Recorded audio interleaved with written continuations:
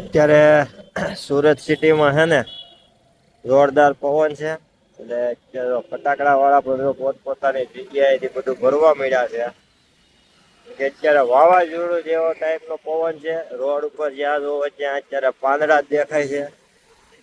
બિચારા અત્યારે જે ફટાકડા વાળાની સિઝન છે ને એ સિઝન માં અત્યારે ફટાકડા બધા તો ભરવા મળ્યા છે.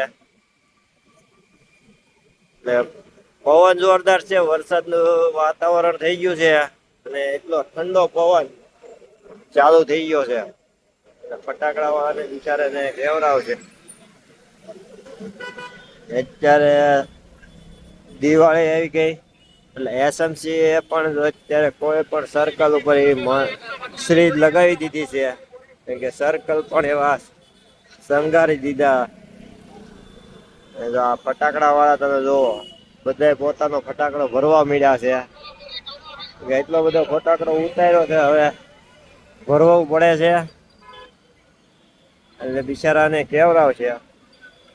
વરસાદ આવશે એ ફાઈનલ લાગે છે. કેમ કે એટલું ઠંડુ વાતાવરણ થઈ ગયું છે. પવન પણ જો એટલો જ છે. જો કેટલો પવન છે. પવન સાથે